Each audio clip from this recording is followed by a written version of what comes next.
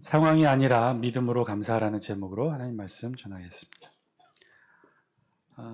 어느 여자 직장인이 이제 야근을 마치고 지하철을 탔습니다.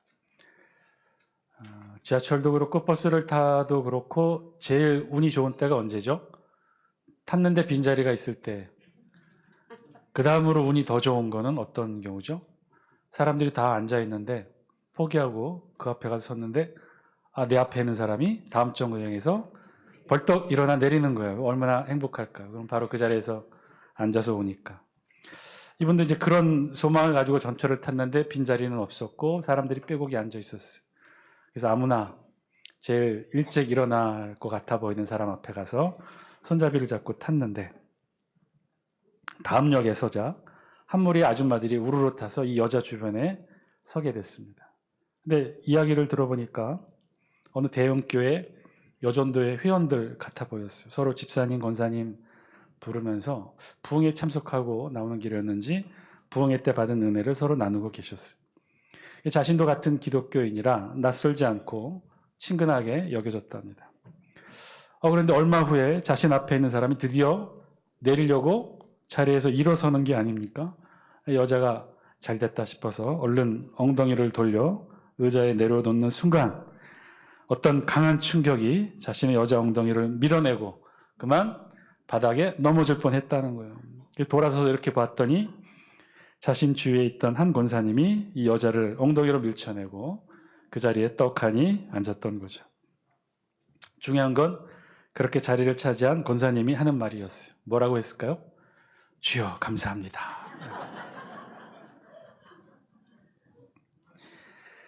앞집에는 교회를 다니는 가난한 할머니가 있었고요. 뒷집에는 하나님은 없다고 믿는 못된 남자가 살고 있었어요. 앞집에 살고 있는 할머니는요, 날마다 큰 소리로 찬송 부르고 기도했어요. 그럴 때마다 뒷집 사는 이 남자는 하나님 없으니 그만 좀 시끄럽게 하라고 소리쳤답니다. 어느 날 할머니는 전과 같이 큰 소리로 간절하게 하나님 앞에 이런 기도를 드렸어요. 하나님, 먹을 것이 떨어졌어요. 일용할 양식을 주세요. 그런데 이게 어찌 된 일입니까? 다음날 노인 집 앞에 많은 양식이 쌓여 있는 거예요. 쌀, 김치, 갖가지 부식 반찬들이 놓여져 있는 거죠. 그러자 할머니가 방으로 들어가서 더욱 큰 소리로 하나님께 기도합니다. 하나님, 일용할 양식을 주셔서 감사합니다. 그랬더니 뒷집 남자가 더 큰 소리로 소리쳤어요. 아이고 할머니, 아니라니까. 내가 하도 시끄러워서 내가 갖다 놓았으니까 이제 그만 기도하세요. 내가 말했죠. 하나님은 없다고. 그랬더니 이 할머니가 어떻게 기도했는지 아세요? 더 큰 소리로 이렇게 기도했어요. 아이고 하나님, 뒷집 마귀가 돈을 지불하게 해주시니 정말 감사합니다. 오늘 감사의 고백을 제대로 하는 우리 추수감사주일 절기를 오늘 맞아서 같이 함께 예배드립니다. 한 해의 수확의 결실을 감사드리고 이렇게 강단 장식을 통해서도 하나님께 감사의 고백을 드리고 있죠. 감사주일을 맞아서 우리도 하나님 앞에서 감사의 고백의 참된 의미를 깨닫게 되기를 바랍니다. 여러분, 우리 어느 때 감사를 하게 되나요? 언제 우리 감사의 고백을 하고 있습니까? 우리 삶을 돌이켜보건대 우리는 언제 감사의 고백을 하고 있죠? 보통은 감사할 상황이나 조건이 되었을 때 감사하지요. 감사의 고백을 그때 하지 않습니까? 아닌가요? 여러분은 아무 때나 시도 때도 없이 감사하시나요? 그러면 멋쟁이. 근데 사실 그러기가 쉽지가 않죠. 우리 좋은 일 있을 때, 기뻐할 일이 있을 때 그때 우리도 인간인지라 자연스럽게 감사의 고백이 나오겠죠. 그런데 꼭 그럴까요? 감사라는 것이 상황이나 조건이 되어야만 감사할 수 있는 것일까요? 상황이나 조건이 되지 않으면 우리는 절대로 감사할 수 없는 것일까요? 감사라는 것이 꼭 상황이나 조건이 주어질 때만 감사하는 것도 사실 우리 삶을 돌이켜보면 아닐 수 있어요. 어느 교회 집사님 한 분이 교통사고를 당하셨습니다. 운전하는데 정면에서 오는 트럭이 중앙선 침범하여 이 차를 돌진해 온 거죠. 다행히 정면은 아니었고 운전석 옆면을 부딪히는 사고였어요. 그런데 이게 진행 차선에서 일어나는 추돌 사고가 아니라 중앙선 침범 정면 충돌이니 적은 속도로도 큰 충격과 커다란 사고였겠죠. 진짜 큰 사고였어요. 피해 차량은 대파되어 폐차 직전에까지 갔습니다. 심지어 사고를 낸 트럭은요, 멈추지도 않고 부딪히고 그대로 수십 미터 앞까지 간 상태에 멈춰서 걸어 나와서 119 신고하고 그래서 병원으로 옮겨지게 됐는데, 알고 보니 이 이유는 졸음운전이었어요. 굉장히 나이 드신 어르신이었는데 자신의 부인이 병원에 입원해 있었고 밤새 병간호하다가 이제 밤을 새고 집으로 돌아가는 길이었다는 거죠. 사고는 큰 사고였어요. 그러나 피해 차량은 다행히도 측면 에어컨이 작동이 되어서 사고에 비해서는 많이 다치지 않았다는 거예요. 목사가 신방을 갔습니다. 사고의 자초지종을 물었어요. 그랬더니 집사님이 여러 설명 끝에 마지막에 이렇게 말합니다. 목사님, 그래도 얼마나 감사한지 몰라요. 에어백이 잘 터져서 이 큰 사고인데 골절 하나 없이 이렇게 경미한 부상만 입고 있으니 얼마나 감사한지 모릅니다. 교통사고가 났는데 40년이 넘도록 무사고이셨던 분이 이렇게 큰, 일생의 처음이래요. 이렇게 큰 교통사고. 그런데 그 입에서 뭐가 나와요? 감사의 고백이 나와요. 우리 교회 집사님이셨고요. 사고 난 지 2주 만에 오늘 일부 예배 참석하셨어요. 저도 놀랐는데 얼마나 감사한지 모르겠어요. 여러분, 분명 상황이나 조건은 감사한 상황이 아니죠. 그런데 자세히 들어보니 감사하다는 거예요. 듣고 보니 우리도 충분히 납득이 간다는 거죠. 더 큰 사고로 더 크게 다칠 수 있었는데 그렇지가 않았으니 감사하다고 고백할 수 있다는 거예요. 갑작스러운 질병 판정을 받습니다. 불치병이에요. 수술, 항암 치료하고 그리고 몇 년간의 어려운 항암 치료 끝에 어렵게 완치가 되어서 의사로부터 완치 판정을 받았습니다. 그간의 아픔과 과정은 이루 말할 수 없었겠죠. 한때는 너무나 힘들어서 하늘의 하나님께 막 원망도 했어요. 목사님, 제가 직접 그 소리도 들어본 적도 있답니다. 원망은 그거죠. 왜 하나님 나에게만 이런 일이 일어납니까? 그 부르짖음을 들을 때 다 울었어요. 함께 공감의 마음도 생기고 얼마나 화도 나셨을까. 더 이상 기도도 되지 않더라는 거죠.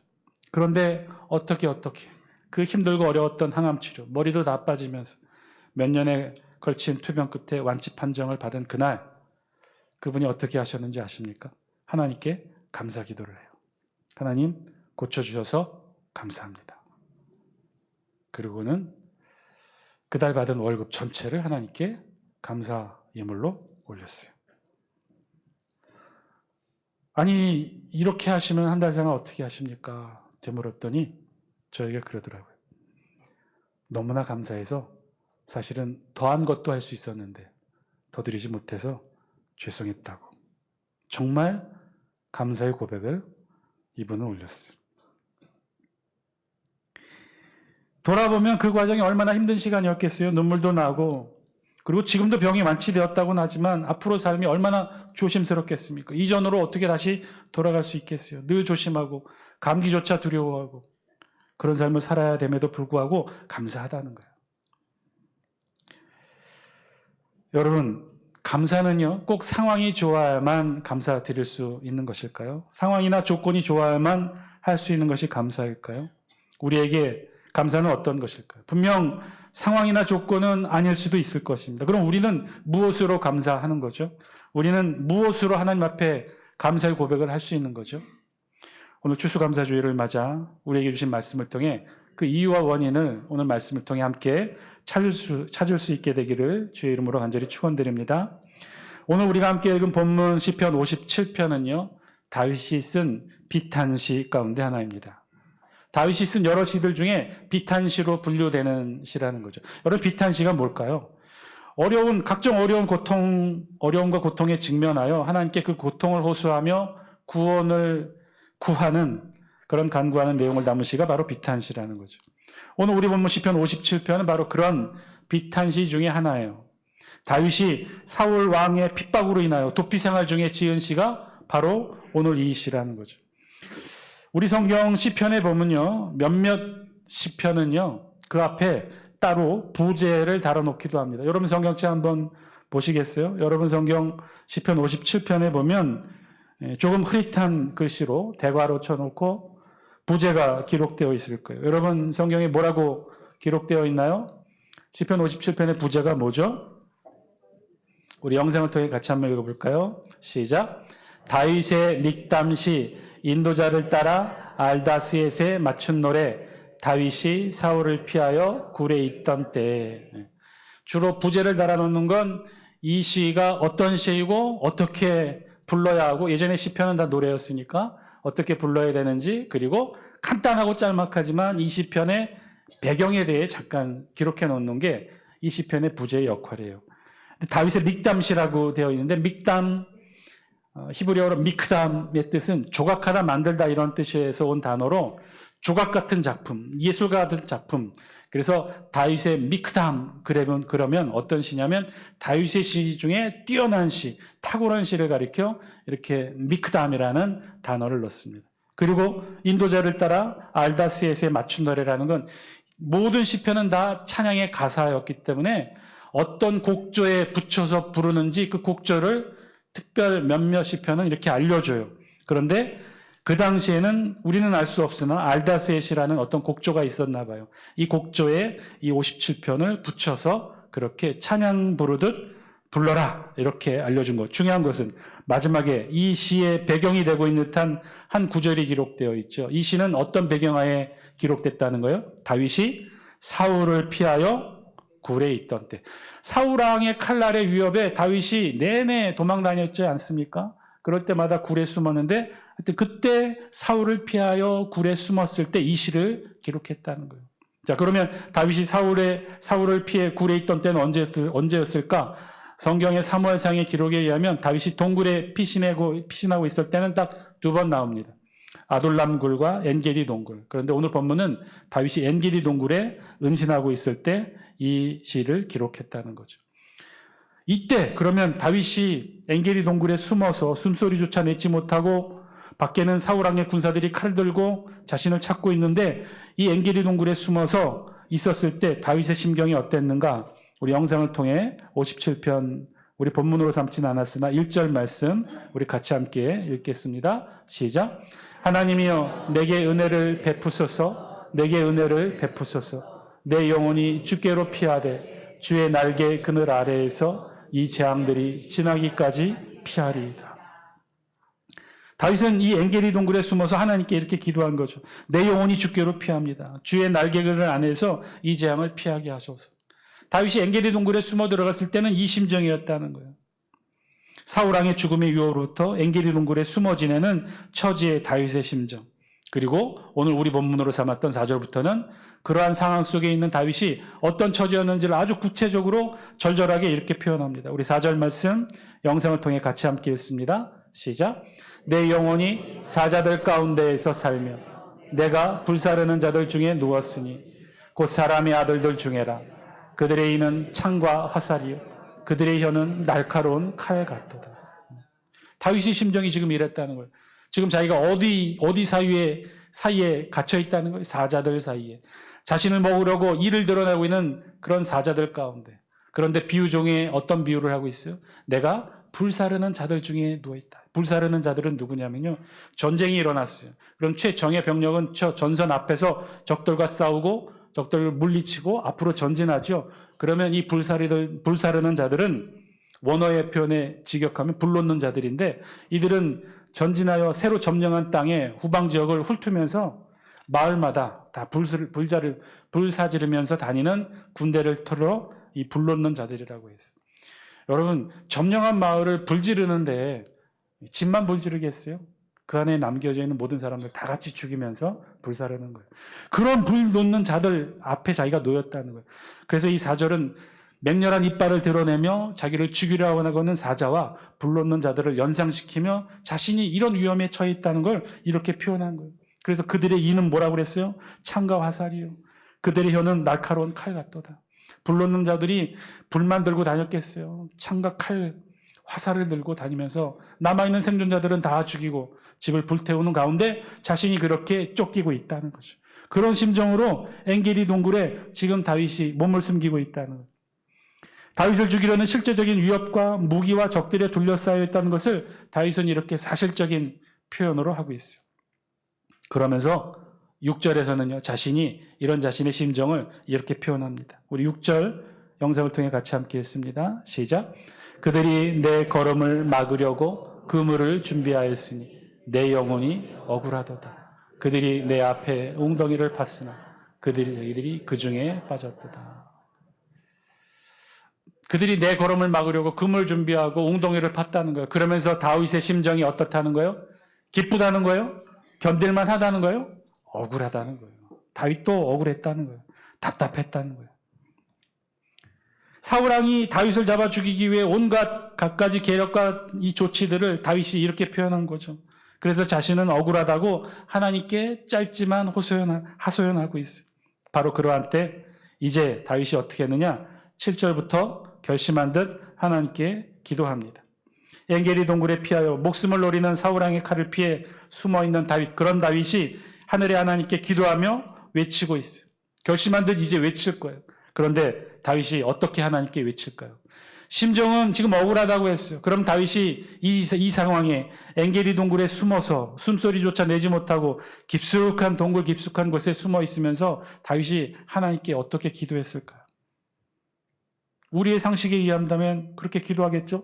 지금 당장 저 대적들에게 피할 수 있도록 방법을 알려주시든가, 아니면 지금 당장 하늘에 천군 천사 내려서 우리와 함께 저들과 싸워 이길 수 있도록, 그래서 이 목숨을 살려달라고 하나님 앞에 그렇게 부르짖는 기도를 다윗이 하지 않았을까요?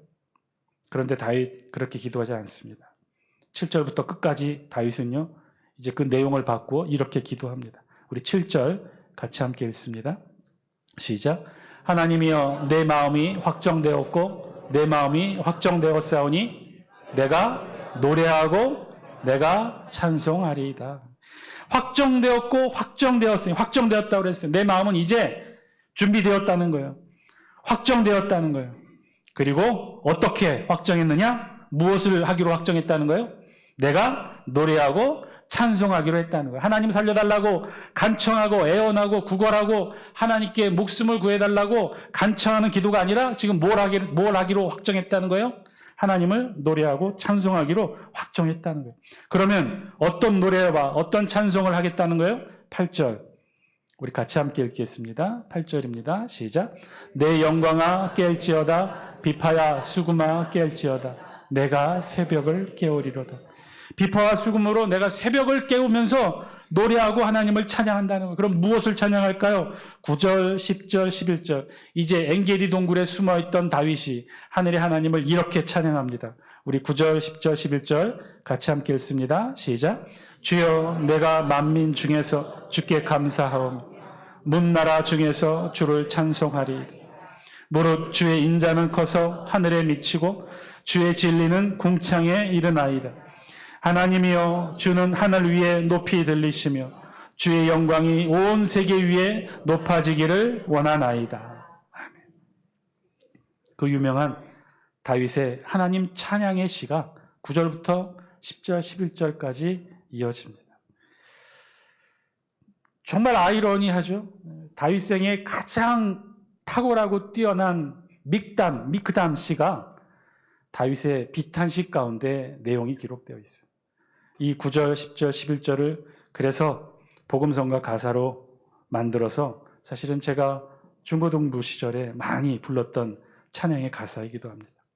하나님 찬양의 시. 내가 만민 중에 주께 감사한다. 주의 인자는 커서 하늘에 미치고 주의 진리는 궁창에 이른다. 엔게리 동굴에 숨어서 이제 저 밖에 사울왕의 군사들에게 걸리면 자신은 갈갈이 사자에게 찢겨 죽임당한처럼 그렇게 죽을 수밖에 없는 공포 속에서 이렇게 찬양한 거예요. 뭐라고 찬양해요? 하나님이여, 주는 하늘 위에 높이 들리시며 주의 영광이 온 세계 위에 높아지기를 찬양합니다. 사랑하는 장수교 성도 여러분, 오늘 말씀을 통해 우리에게 주신 하나님의 음성 저와 여러분들이 들을 수 있게 되기를 바랍니다. 오늘 다윗의 이 놀라운 이 찬양의 고백, 가장 아름다운 찬양의 고백이 다윗의 비탄식 가운데 다윗은 이렇게 하나님을 찬양했다는 거예요. 이 놀라운 찬양의 고백이 어떤 상황에서 나온 것인지 오늘 우리 성경이 적나라하게 보여줘요. 우리가 봤던 내용으로만 본다면 다윗이 어떻게 이렇게 하나님을 찬양할 수 있을까?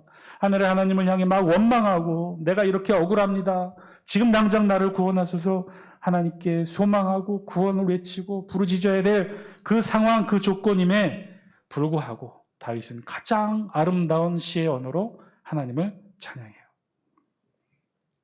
마치 다윗의 이 모든 어려움이 다 해결되고 다윗에게 닥친 재앙이 다 물러간 때인 것처럼, 마치 그런 것처럼 다윗은 상상하며 엔게디 동굴에 숨어서 이렇게 하나님을 찬양하죠. 그런데요, 사실은 전혀 그렇지가 않죠. 상황은 바뀌지 않았어요. 시편 57편 제목의 부제처럼 다윗이 사울을 피하여 굴에 있던 때 이 시가 지어졌다는 거예요. 사울을 피하여 굴에 숨어 있을 때 그 상황, 그 조건 전혀 변하지 않았어요. 그럼에도 불구하고 다윗은 이렇게 하나님을 찬양해요. 변한 것은 아무것도 없어요. 그리고 앞으로도 변하지 않아요. 지금 당장 이 위기가 넘겨져서, 이 찬양의 고백으로 이 위기가 넘겨져서 그 다음에 바로 다윗이 왕이 되고 우리가 알고 있는 것처럼 이스라엘 역사상 가장 위대한 왕으로, 그러지 않아요. 그 전에도 그랬고 앞으로도 당분간은 이 상황과 이 조건은 절대 변하지 않아요. 끝까지 사울 왕의 죽음의 칼날을 피해 이 동굴 저 동굴, 이 광야 저 광야 돌아다닙니다.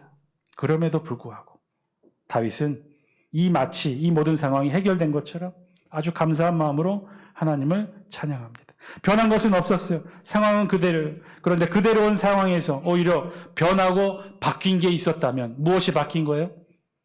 7절 다윗이 뭐라고 그랬어요? 확정되고 확정되었사오니. 무엇이 바뀐 거예요?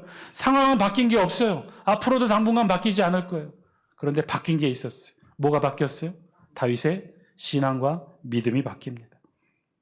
다윗의 믿음과 신앙은 오히려 그 상황에서 바뀌었어요. 그리고 하나님을 찬양한 거예요.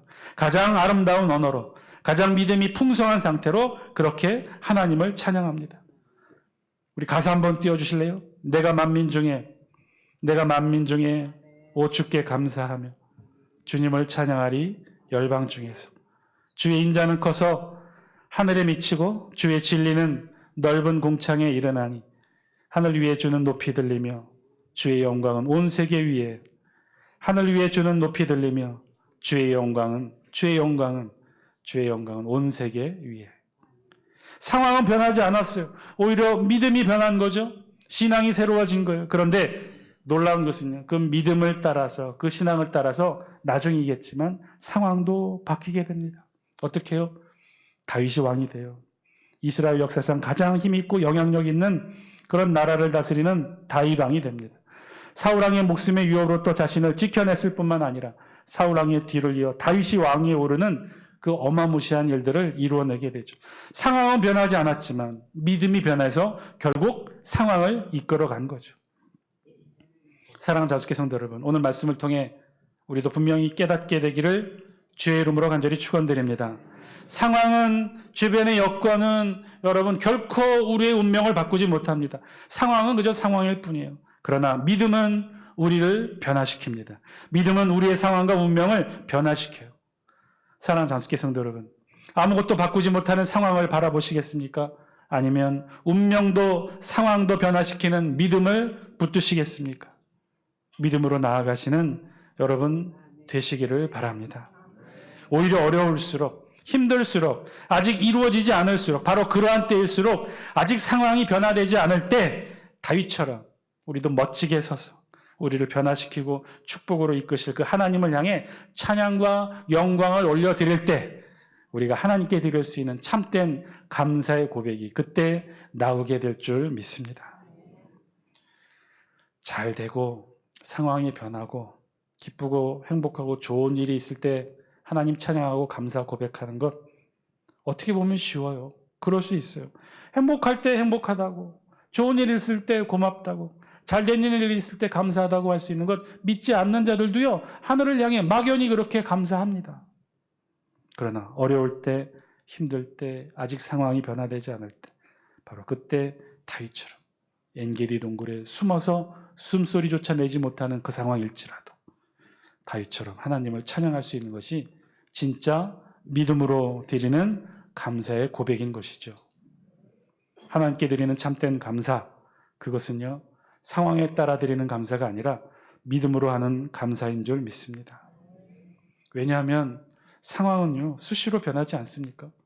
상황은 좋을 수도 있고요 또 나쁠 수도 있어요.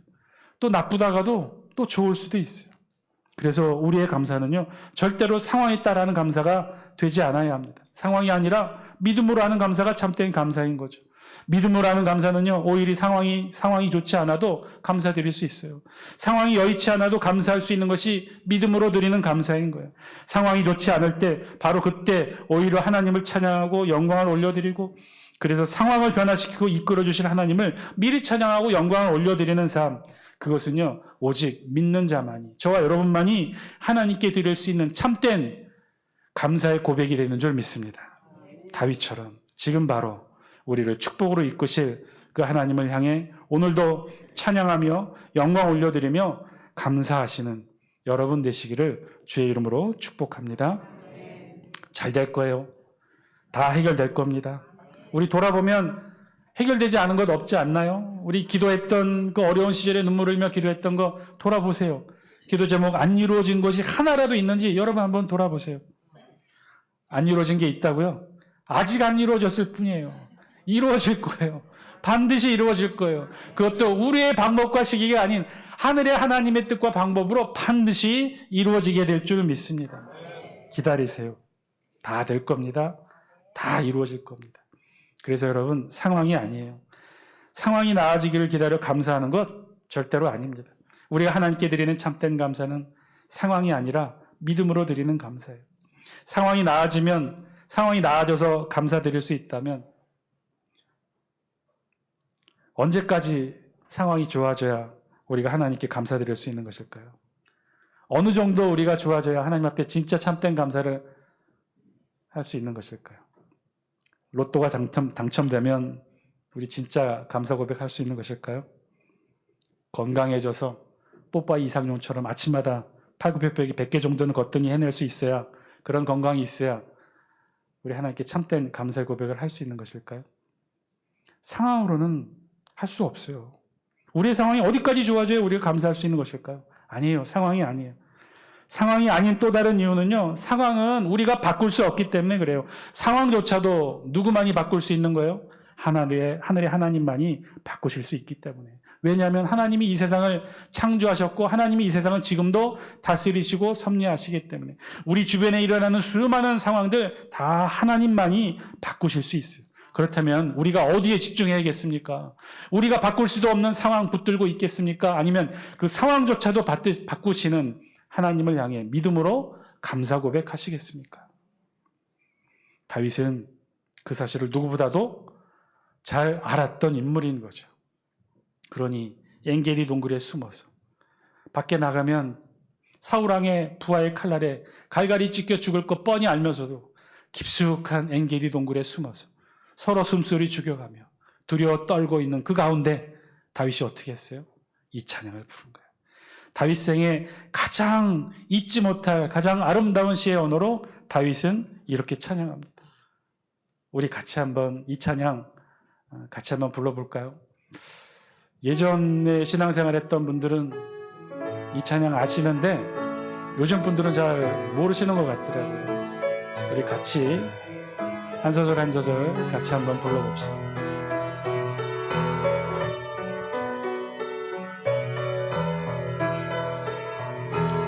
내가 만민 중에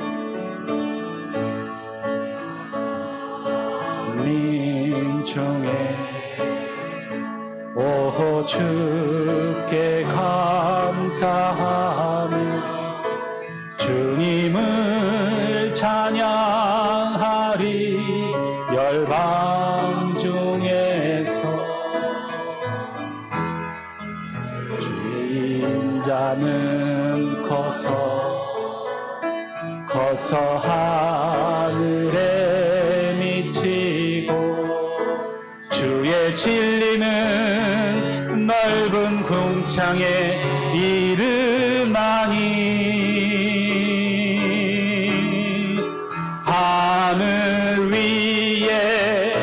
주는 높이 들리며 주의 영광은 온 세계 위에 하늘 위에 주는 높이 들리며 주의 영광은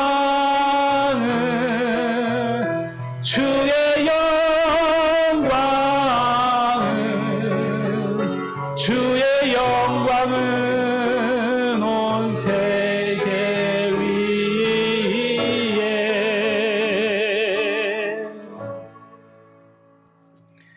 사랑하는 장수교 성도 여러분, 상황이 아니라 믿음입니다. 참된 감사의 고백, 우리가 하나님께 드릴 수 있는 진짜 참된 감사의 고백은 우리의 상황까지도 바꾸시고 우리를 인도하실 하나님께 드리는, 믿음으로 드리는 감사의 고백인 줄 믿습니다. 오늘 우리의 입술로 그 참된 감사의 고백 드리시는 저와 여러분 다 되시기를 주의 이름으로 간절히 축원드립니다. 기도드리겠습니다.